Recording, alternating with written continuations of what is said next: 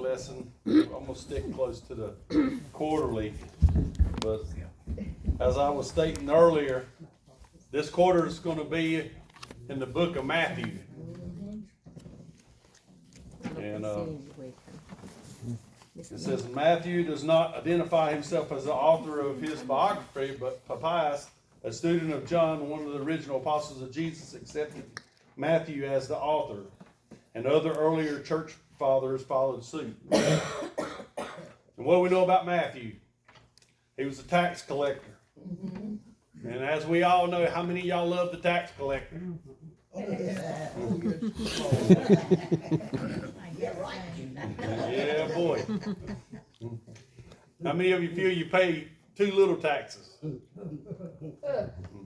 I thought if somebody said they paid too little, I'd give them something to pay. I got plenty for them. But we all feel like we pay a lot of taxes, don't we? How many of us mind paying our taxes? You see, we got one that minds it, maybe two that mind it. I don't mind paying my taxes. My problem is I have a problem with the way they spend it sometimes. That's probably where I would agree with that. Yeah. You know, and I told somebody one, I was at a restaurant one time. Have y'all noticed that the gratuity keeps growing and growing? Yeah. Have you ever been to a restaurant and you give more gratuity than the actual meal cost? Feel like it. I have before, but not on a regular term. But it seems like it keeps getting more and more. And I told one waitress one time, I said, look, the Lord is able to provide on 10%. I said, why should we give you 25? Yeah. But she wrote in, if you have more than so many in your party, it's a minimum of 25% gratuity. And I was like, you want more than the Lord wants. I said, you sound like the government. But it's amazing how things happen.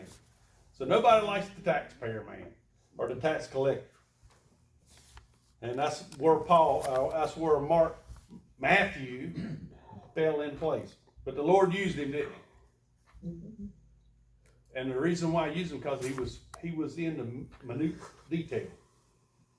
He was very precise. Matthew's gospel is sometimes called the teaching gospel because it recorded long disclosures of what Jesus taught. For instance, the Sermon on the Mount is found in chapters 5 and 7. The Mount Olivet discourse is another long message in chapter 24 and 25. The Lord's Prayer, Matthew 6, 9, and 12, and the Great Commission came from Matthew as well. And today's lesson, the Beatitudes, also came from Mark. So let's jump right into our lesson. The title is Finding God on the Bottom Shelf. How many of you put stuff on the bottom shelf?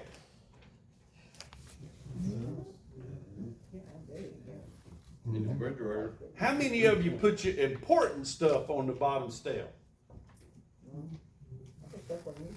I put mine at eye level. You know why I don't like putting my stuff on the bottom shelf? Don't want to bend over? Because I don't have to bend over and get it. I put the stuff that I use on a regular basis eyeball level. I can get my hands on it. But don't put it too high because it's too hard to get. That's right. I don't want to get too high. I don't want to get too low. The stuff that we don't use regularly goes either on the bottom or the high shelves. That's it.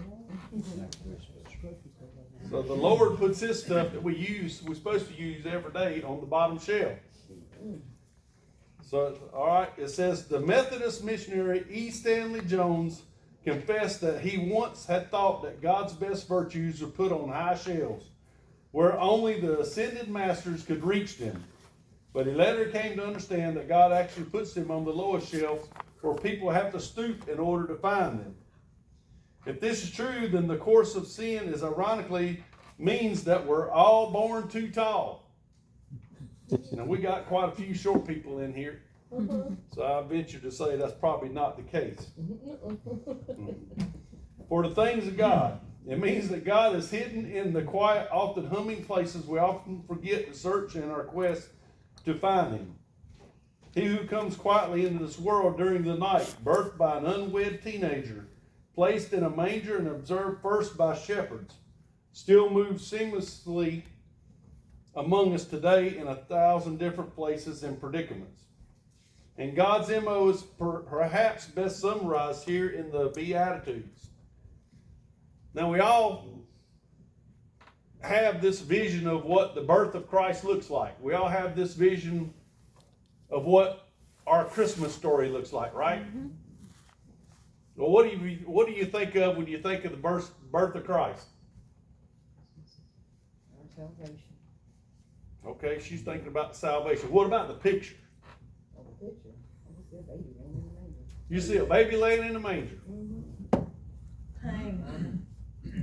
Some pain. Yeah, birthing pains. Yeah, especially she was a virgin. So there you go. And I'm thinking in I don't know, none of y'all, probably only one or two of y'all maybe have been to the desert. But have you ever been to the desert in the nighttime? And cold. Be cold. And they're in a manger or in a stall basically. And I'm thinking cold place. Yeah. And then of course we get a picture of the star coming overhead, so what do we think? Maybe it was lit up. But who's ever been in a stall late in the afternoon? Still dark.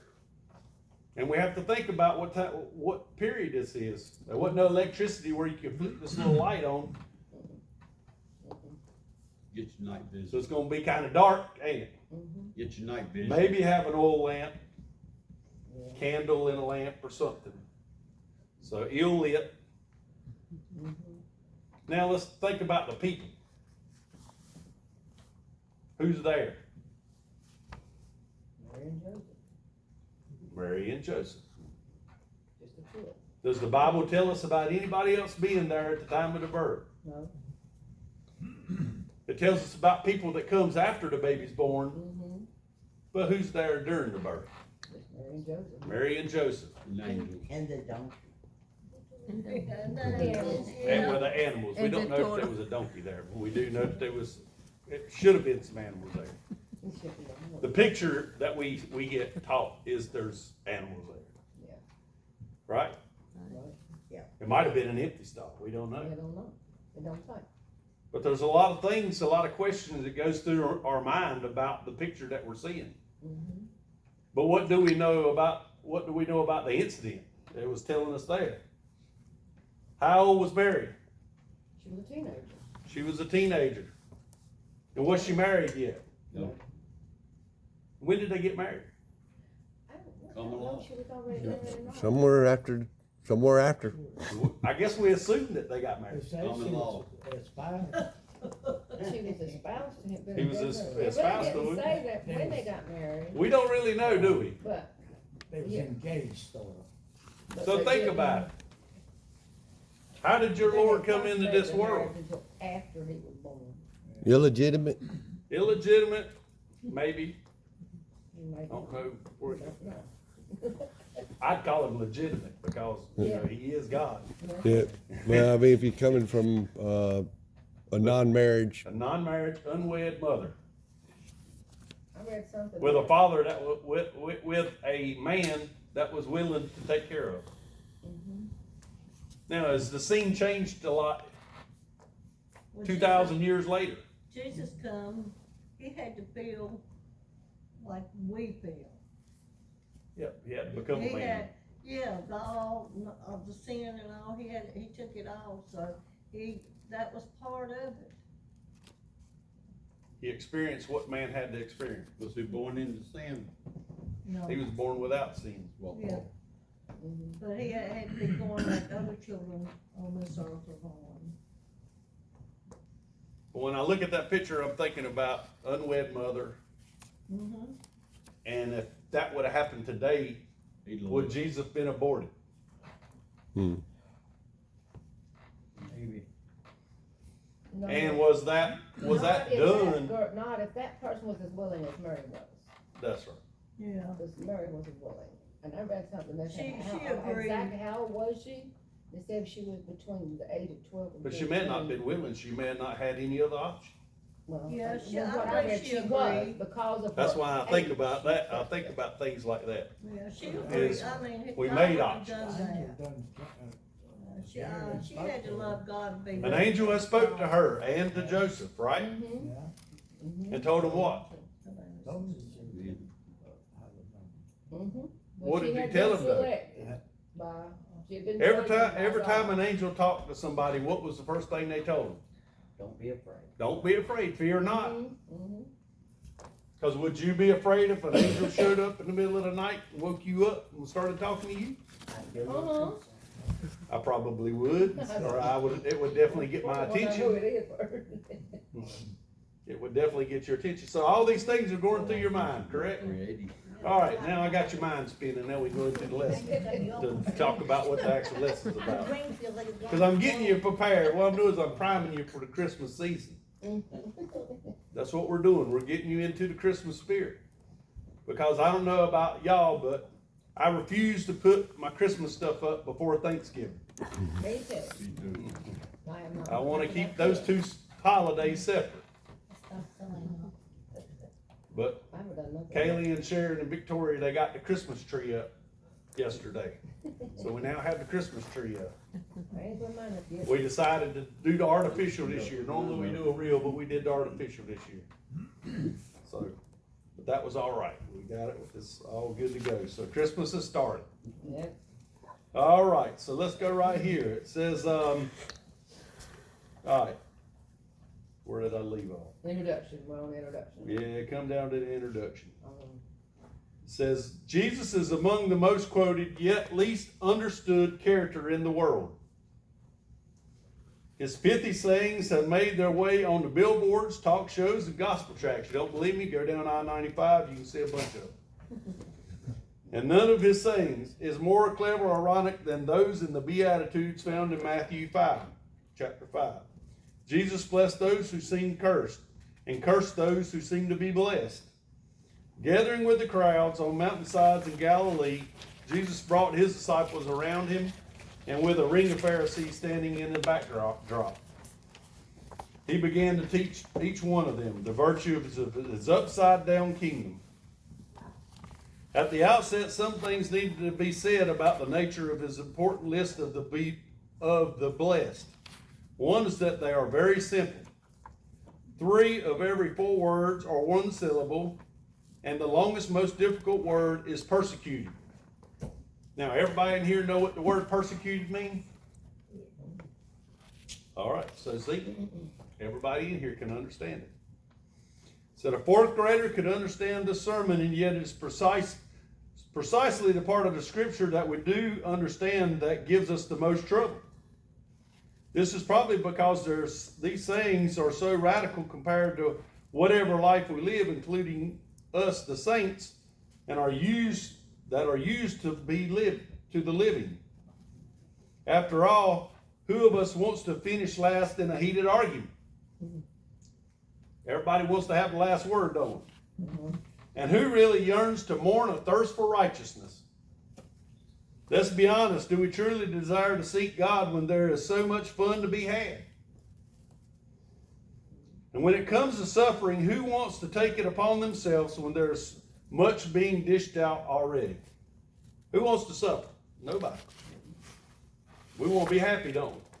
Have fun. Live life to the fullest, right? As we go on, we'll learn about some of that. Yet the Beatitudes do not come as a secret formula for happiness. These are not the be happy attitudes. A lot of times we think about when God tells us to do this or do that, it's so that we can be happy. But did God promise that we're going to be happy all the time? Nope. No. For Jesus does not promise happiness, but instead blessings to those who suffer.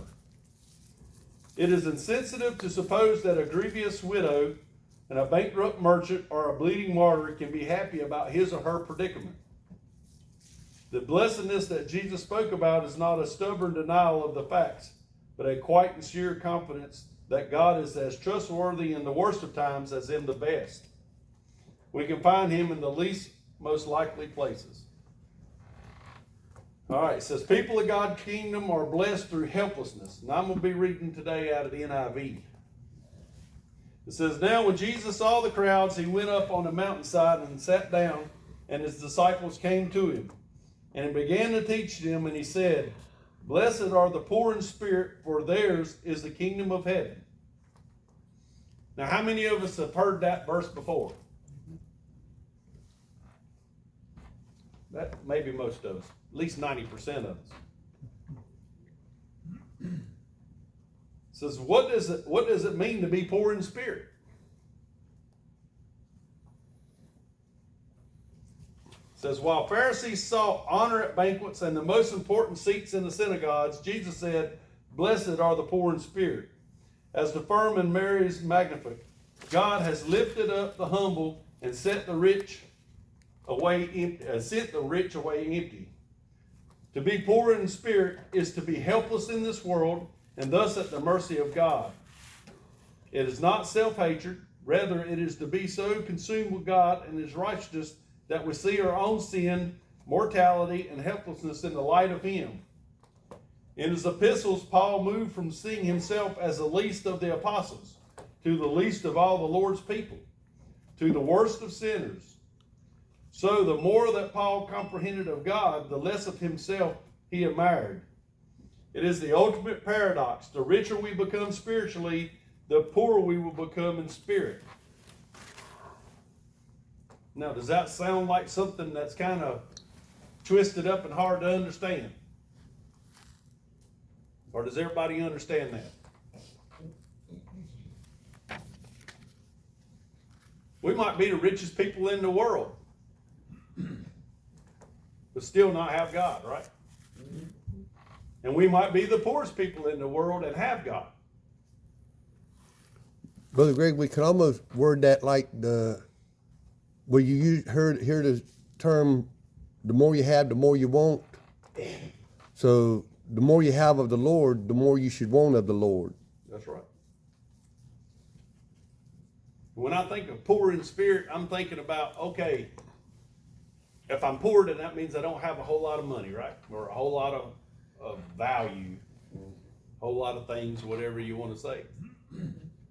But the more I follow the Spirit, the more I want to give, the more I want to help out, whether it be with my time, my help, my knowledge, whatever it is, my talents, whatever I can do to help out the Lord. And I found out that the more I do that, the more God bless me with. So sometimes we feel poor, we feel, well, I can't give no more. And then the Lord gives us more. It says, what is the difference between poor in spirit and low self-esteem?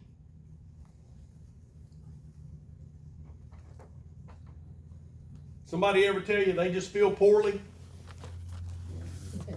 What does that mean? Under the weather. They feel bad. They've got some aches and pains, right? Oh, yeah. So if I told you I was poor in the spirit, what would you think? Need more Jesus. Maybe I'm just feeling You low need more spiritually. Jesus. Maybe like I ain't got enough. You need I more. need some You more. need more I in need your some cup. more in my cup. There you go.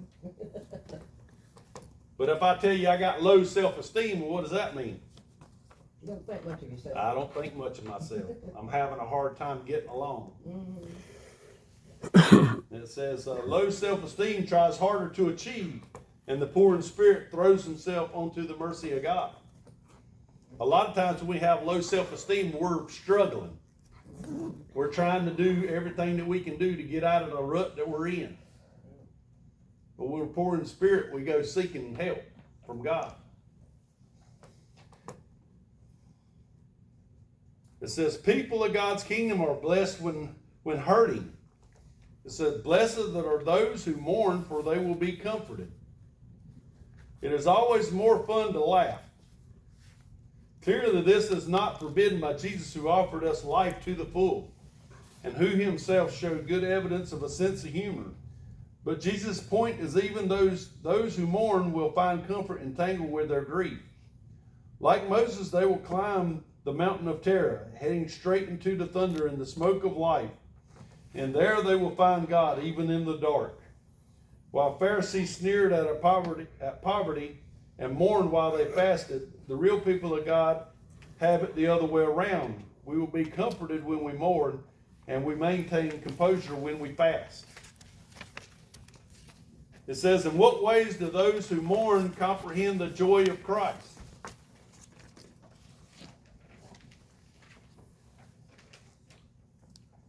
Why do we mourn?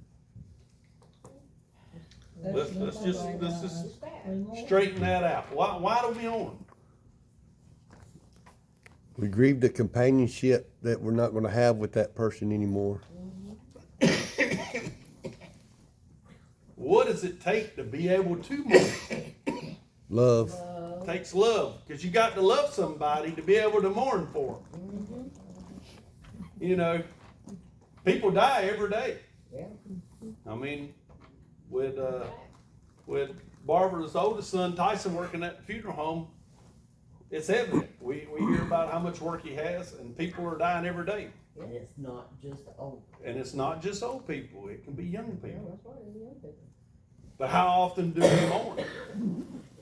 All the time. We Sometimes- usually mourn When when we know who's passed away Yeah. or something has happened to them. Yeah. And it's because we make that connect, Cause we love them. because we love them. Now the question is where did the love come from? Christ. The love came from God. Yeah. It came from our heart. So it's easy as Christians for us to mourn, because we're supposed to love our neighbors, those people that we come We into, don't know. even for people that we don't know. It's easy for us to relate when someone loses a child, Yeah. Yeah. or we read about something or hear about something on the news that's happened to somebody. Mm-hmm. It's easy for us to be able to mourn with that person, Mm-hmm. because God gave us that love, that special love. All right, number 3, people of God's kingdom are blessed with humility. It said, blessed are the meek, for they will inherit the earth. Now, when you first read that, what do you think?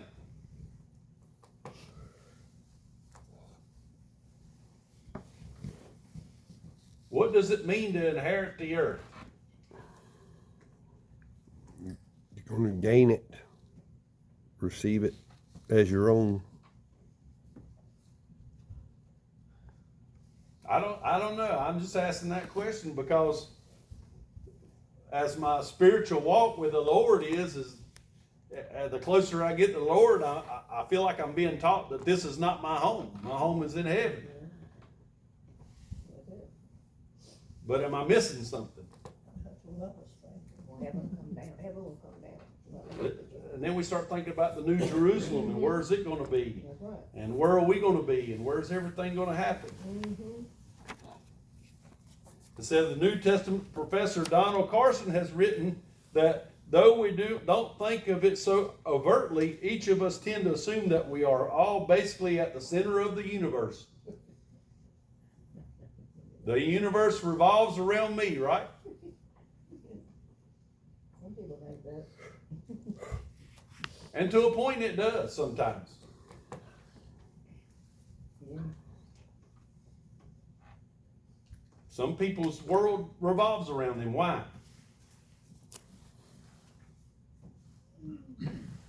Because that's the world they know. Who knows your world better than you know? God. Other than God, you. You know who you allow in your little circles. Now what happens when you get 2 or 3 people together and their world's circling around them? Everybody starts colliding with one another, don't they? Things start happening. All right, it says, for a good reason we are all relate poorly to the more, hold on, let's try that again. It says, though we don't think of it so overtly, each of us tends to assume that we are basically at the center of the universe. So for good reason we all relate poorly to the more than 7 billion others who are laboring under the same delusion. No wonder it is hard for us to obtain the blessing that is due to the meek. It seems like the only earth any of us will inherit is the sod directly over our graves. But meekness, meaning controlled strength, as Jesus meant it, is not the habit of backing down. It is the virtue of putting others before oneself, and in turn, putting oneself in the hands of God. The Pharisees love to be called teachers, but the real people of God love to be taught. And after all, a disciple of Jesus is a learner of him who is gentle or meek and humble in heart. Mother Teresa was one example of how the meek inherit the earth. With their influence, the world craves the presence of this virtue it so desperately lacks. What are some examples when Jesus showed meekness or self-control or controlled strength?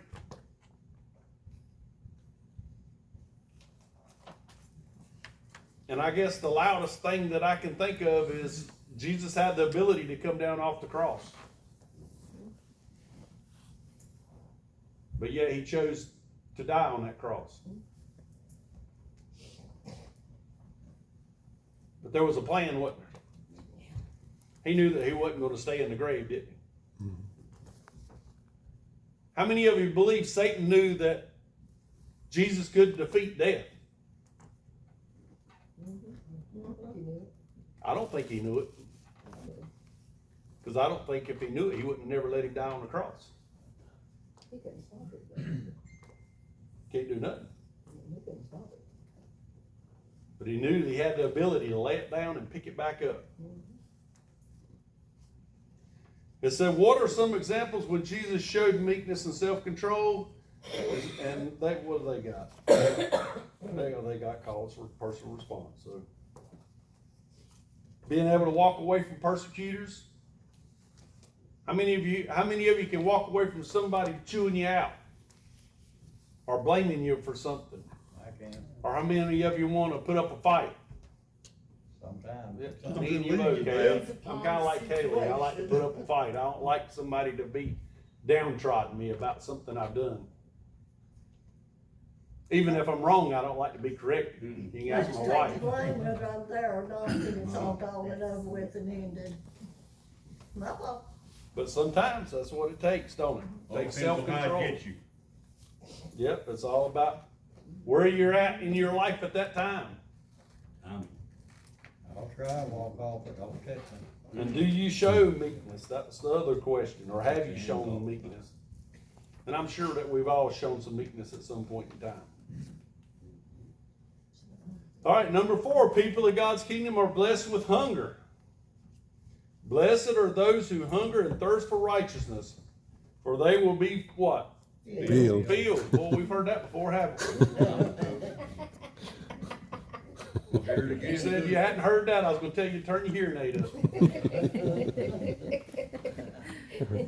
But what does that actually mean? Does that mean we got a hunger and thirst? Because I look around the room and I don't see many of y'all that's done without food lately. No, we're very spoiled. We're blessed. I don't call it Very spoiled. We're spoiled, blessed. yeah. God's grace and mercies all over us. But it says, for the first century Palestinians knew all too well the analogy of famine and drought. Now, why do you reckon they put that word in there? You ever read your quarterly and wonder how they come up with some of this stuff? And how it kind of matches? I wonder when they printed these things. How long ago they actually wrote this and printed it. Because we're talking about Palestinians. What's in the news today? Palestinians. Palestinians. Everybody's concerned for the Palestinians. But they knew all too well the analogy of famine and drought. They were everywhere, and Jesus said here that it should last forever. If it is righteousness we crave, we should be careful that we do not settle all of the tensions in our claim to be entirely sanctified. For if by sanctified we mean the end of either our frustration with sin or our quest for godliness, we are like the mythological Greek Icarus, who flew too close to the sun and was destroyed by it. Put another way, if we are filled to the point that we no longer hunger and thirst, then we have something other than real righteousness in our bellies. So blessed are those who do not rest on the reputation, whose contentment is mixed with a holy discontent, who like what they've had enough of to desire even more. Blessed are those whose sins bother them even as their holiness consoles them. They will find God in this awkward tension. So what virtue of Jesus do you most admire?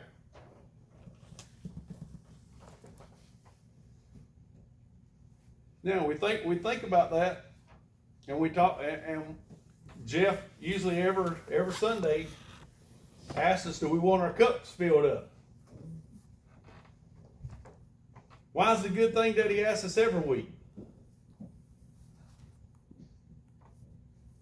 Because if we're still full from the last week's filling, what is that saying? We ain't done nothing. Then we ain't been using what we've been given. Because we're supposed to be what? Give When our that's right, when our cup gets filled up, we're going to use some of it, we're going to share some of it. And hopefully we got to need a little bit more to put back in there.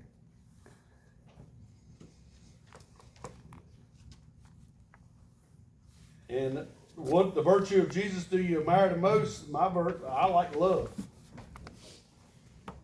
He can love everybody, the sinner and the saints. His love, Sometimes it's hard for me to do that. His love and his forgiveness. Yep. And his healing. Sometimes I'm hard to forgive somebody, even though I know I'm no better than they are. But sometimes it's hard when you see somebody that keeps doing the same thing over and over. And you know they know it's wrong, but yet they do it anyway. But Jesus still forgives them, don't he? He wants them to get saved. All right, we're going to number 5. People of God kingdoms do no harm. Said, blessed are the merciful, for they will be shown mercy. It was like the Pharisees to point out the sins of others with a magnifying glass. Jesus warned them to be cautious and conservative in their judgment of sinners, because in the same way you judge others, you will be judged. Even so, it is possible that part of the standards by which we are measured on Judgment Day will be self-imposed. That is, we are presently writing our own final examination in the way we handle others. By merciful, Jesus meant the capacity to get inside of another person's situation and to understand the forces that motivate them. We have mercy, not that we may acquit the person, but that we may be more patient, bearing with them. In just this way, we will be shown mercy, because we have learned to approach others as people equally in need of grace. It says, when was someone kinder to you than you deserve? And that's a personal response, but we can probably all answer that. There's been times when we've been shown grace, hasn't it? And what did you learn about mercy during that time? I mean, if you've ever had to go through losing things in a fire, lose all your belongings in a house fire, and people come and help you out, you can see the mercy and how God provided. It says, people of God, number 6, people of God's kingdom are holy. It said, blessed are the pure in heart, for they will see God. It says, to the Jews, people's hearts were their spiritual homes. The heart was the seat of their affection, the bent to their ways. From their hearts they saw the world and lived every moment. The pure in heart then are those whose motives are sincere, whose minds are rated G, whose mistakes are honest, whose souls are undivided, whose humor, passions, checkbooks, and wandering thoughts of all flow from the same pure stream. They will see God. In this world, like an artist will see character in a painting, or a musician will hear in it a song. They are most apt to appreciate the many facets of God's holiness now that they have a little of it themselves. These days it is as precious as it is rare to find someone whose heart is pure. That many who read this doubt whether such a person even exists is more of a testament of our times than it is of the text. It says, in what ways do you see modern people act cynical towards a pure heart?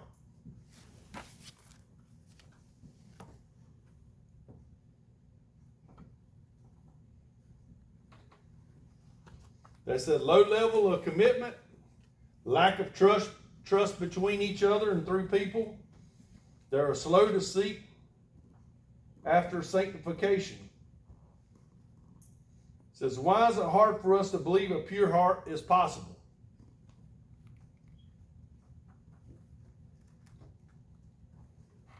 What kind of picture has society painted of a pure heart?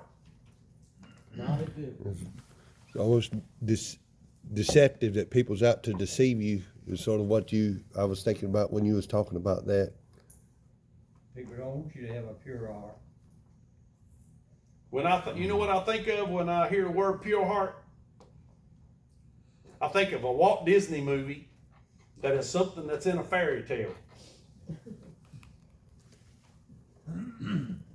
That's kind of what the pictures the society has painted for us. That you can't have a pure heart. Because your mind's always evil, right? And then the people always kind of rely on the fact that, well, nobody's perfect. Everybody's sinned. They want to stick on that one thing, that nobody's perfect and everybody's sinned. But just because you sin doesn't mean you can't have a pure heart. And I found out the more of Jesus you put in your heart, the purer your heart gets.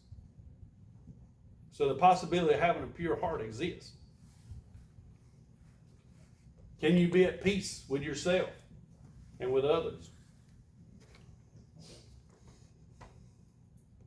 All right, let's go here for number 7. People of God's kingdom are harmoniously. Blessed are the peacemakers, for they will be called children of God. Historians tell us that since the time of Moses, we have seen only 268 years when there was not a war somewhere on the globe. Since 1958, over 100 nations have been involved in some kind of conflicts. Peacemakers today are the baggages of war. They are polite men and women who wear expensive suits, fly in private jets, and meet in neutral countries to hammer out agreements neither side intends to keep. But Jesus had something else in mind. By peace, he means shalom. The quiet, continued conviction that God is in heaven and all is well with the world. More than the end of the world, it is the beginning of the trust. More than the absence of crime, it is the presence of justice. It is the placid look on the face of a young couple watching their children frolic in the yard. It is the withered smile of an old farmer as he sits down with his family for a Christmas dinner. Here, as in a chaotic period of life, God is hiding in the well-rested soul. These are the children of God. They bear the image of him who rests on the seventh day, who gave prisoners their jubilee, who breaks the bow and shatters the spear. And then it says, in what ways was Jesus a peacemaker?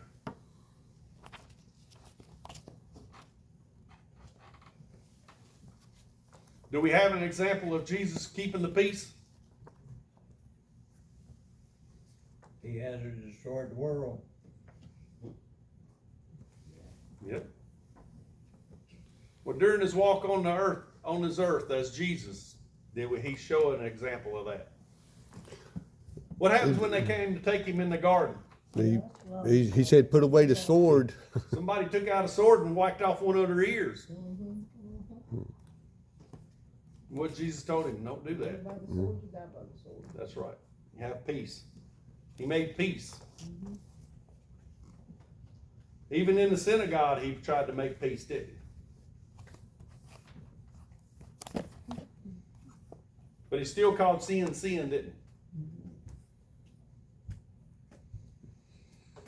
he? He mentions about turning the other cheek as far as us as his children to not retaliate. To not retaliate. And how are we peacemakers? Have you ever been into your house and tried to keep peace among your family?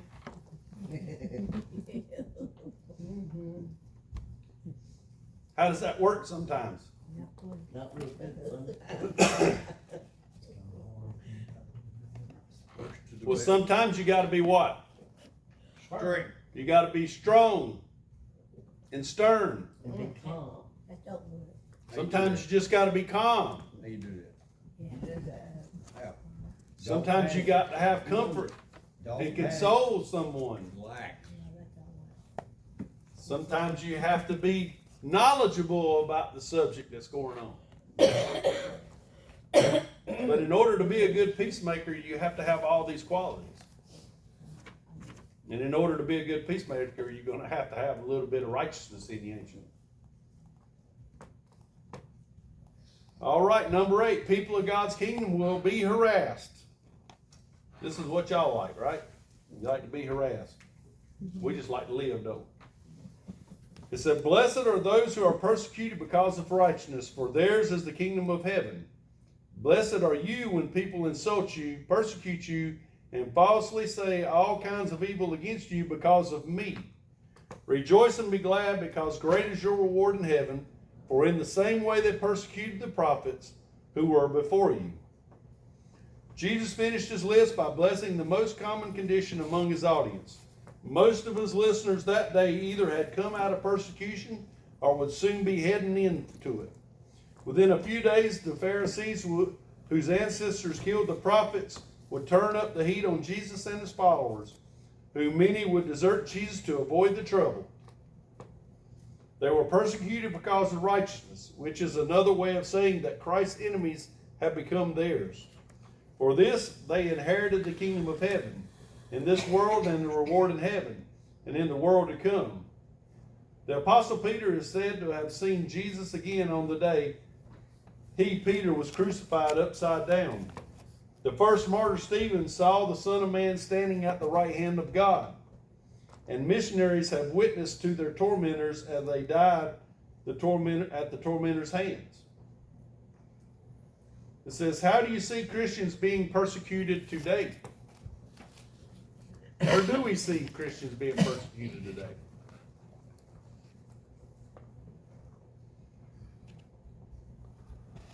Well, if you wanted to sort of look at some details, there's a lot of it's because Christians sit back and do nothing when they take prayer out of schools and your ability to, or rights to witness. That's a way or a form of persecution of Christians that we sit back and let that happen.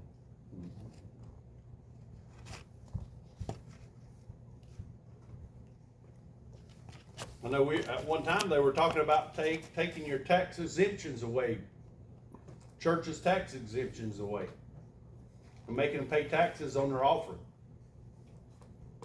How would you like to do that? Then they get But double. it's been talked about it. Well, that's a gift. Shouldn't be no taxes out on it. Oh, yeah. But it's just a matter of passing a law. And a lot of times we see some of our laws that are being passed are in conflict with what we believe as Christians. How does it make you feel? Do you feel persecuted? Do you feel like if you say something in public about Christ and you get retribution from it?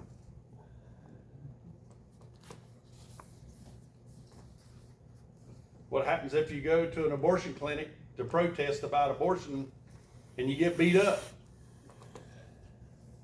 Or locked up. or locked up?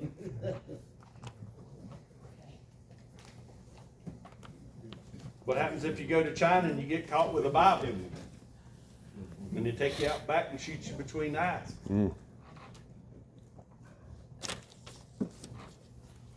Or in some tribes in Africa, parts of Africa.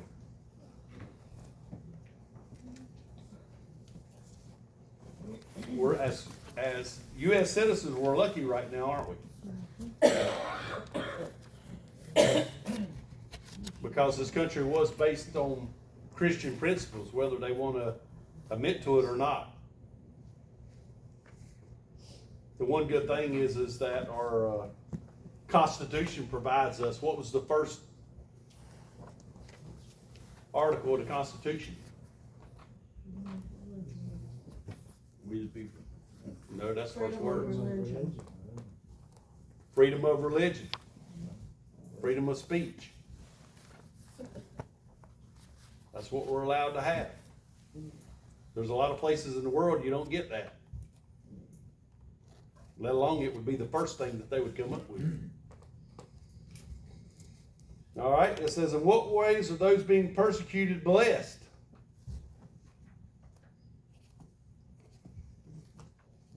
I wish they were doing something. They resemble the suffering of Jesus. Christ lives out his life and death again in their suffering. We know that Christ had to suffer, didn't we? And therefore, we're no better than Christ, are we? So if we have to face a little suffering, we can face it what? With humility, can't we? And with the knowing that Christ will provide. And just like our last quarter's lesson about Daniel and the 3 people that got thrown into the fiery furnace, even if God didn't save them from the furnace, he would still save them from eternal damnation. And we still have that promise. You know, as humans, death is what we call the final chapter, right? But we know, if we're Christians, we know there's more to that story. We know that when we leave these bodies, we go to be in the presence of the Lord. And there's going to be things that he can do for us there that we can't do for ourselves here. All right, that's all I got for today's lesson. It was kind of long. I went over quite a bit.